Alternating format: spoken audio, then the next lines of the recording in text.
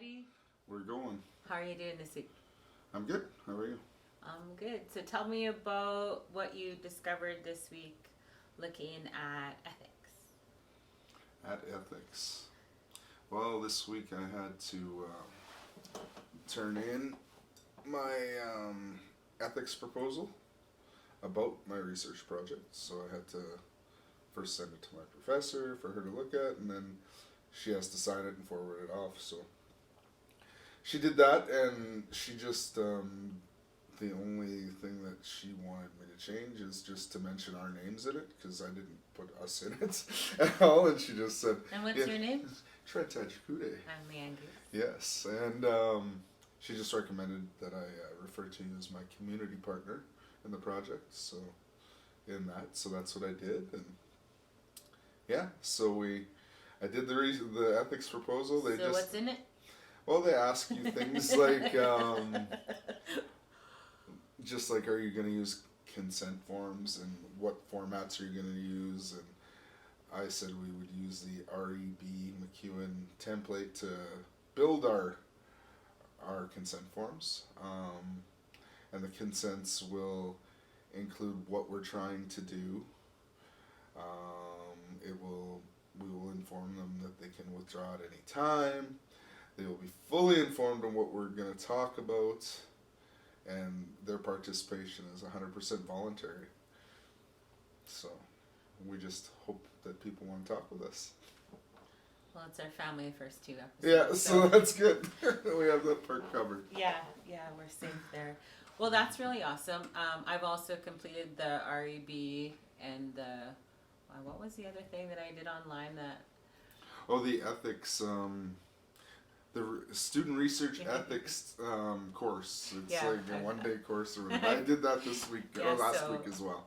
I have plans to finish the GET and ethics training online suite and the TCP S2, that core research thing, and then the FGSR Academic Integrity and Ethics series. So I think that's probably about 3 weeks worth of studies, but I'll figure out a plan to get all those done as well. Or not, I don't think I'll be able to do it in the frame of this assignment, but luckily enough, last week and the week before, in one of my other classes, I was fortunate enough to sign up for an everyday ethics in community-based participatory research article review with my very good partner Jaco Pan. So thank you, Jaco Pan, for the help there.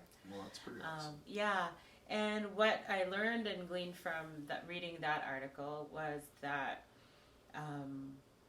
what we're doing really is conscientious. It has purpose, and we have a community that we're a part of, that we understand quite well. Yeah. And so we're insiders in that community. So we have trustworthiness. We have a level of accountability already established. Like, I mean, we just wouldn't put our names on anything. That's true. And we have a high degree of respect, not only for the people that we're interviewing, but each other as co-hosts and co-creators of this series. And the material ultimately belongs to the people, the community, and it's a part of Canadian history. Yeah. It is a part of Indigenous music and the foundations.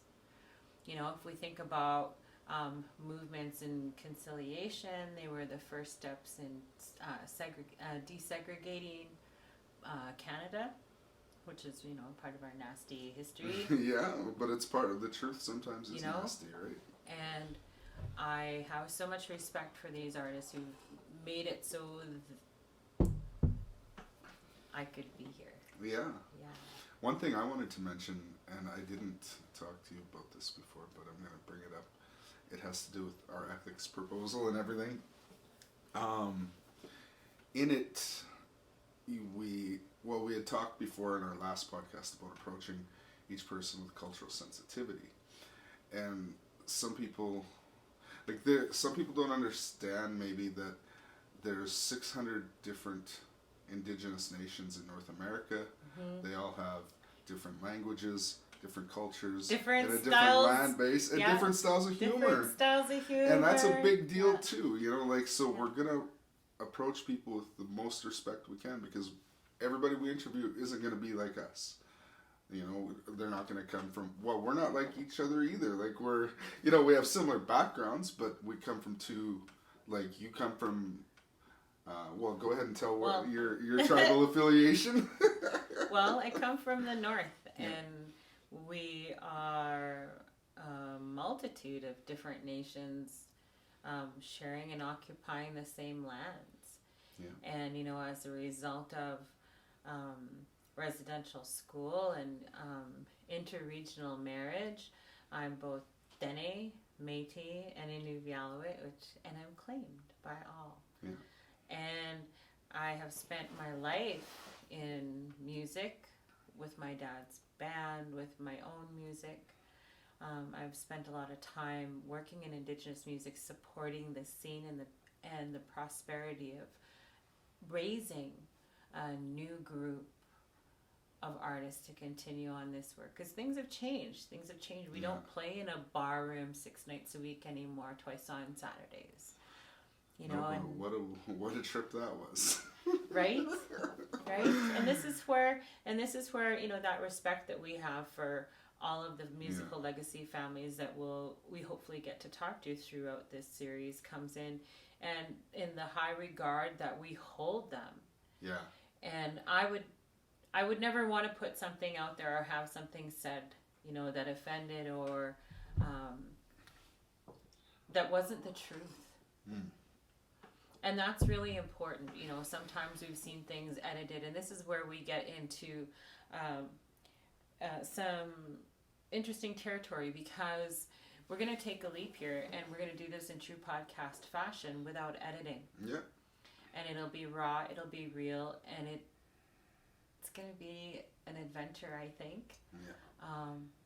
But I have so much respect for each of these musicians, and these stories need to be heard. And it's that important connection to community, what our community is. You know, like we were saying in the vehicle before, this is who we are. This is part of our culture. Yeah. You know, it's not like just the bloodline, you know, thicker than blood. Yeah. You know, it's not only just music is thicker than blood sometimes, right? And that's what it's made me feel like, right? Like, there's this connection with these people that you have that is just like family. Yeah, coming through this together, it together. And, you know, I just met Matt Peranto last year, right? Patno. Sorry, Matt Patno. And I got to know his mom and his dad and their family's legacy of music, and they're fantastic musicians. I hope we get to have them as guests. Yeah. And, you know, there's not very many families who have both their parents, and your family has you have both your parents still married. Yeah, and, 48 years. You know, that's another perspective that we haven't seen, is that what's it like to be a wife, you know, of a guy that's on the road. I know what it's like to be a daughter, but in the same time, when it came my turn to join the mix, I wasn't that support person in that role at home. You know, I was the support person on stage or side stage. And what's it like to be a non-Indigenous wife? Or, you know, a non-Indigenous person who married an Indigenous person in 1972? Yeah, like, I mean, there's such interesting and different ways of coming together through this, and there's so many different topics that we'll touch on. But we're going to just let it happen, you know? Yeah. And I think that, you know, our relationship-based focus is the core of this whole entire project, right? It's how we built these seeds. Yeah. And that goes back to, like, the culture. You're talking about the culture of this music and how it's a culture of passing on the song. Like, you sit around in hotel rooms and learn from each other. That's the way it used to happen. Now you sit in front of the computer in front of YouTube and learn things. But we used to have to go find guys that knew how to play stuff and go to wherever they were playing, wait till they were done, go up to their hotel room, sit there and watch them play. It was like an apprenticeship back then, and it's hard to explain to people, but that's when you started and you couldn't play. They gave you places to play so you could get better, and they helped you get better. And that's what I do now. I try to help younger people that I work with get better. Like, that's my goal, you know. So in saying that, getting back to our, main focus of research questions is why music? Yeah. Why music? Why music? Why music? Who knows? And how has that choice affected your family and community life?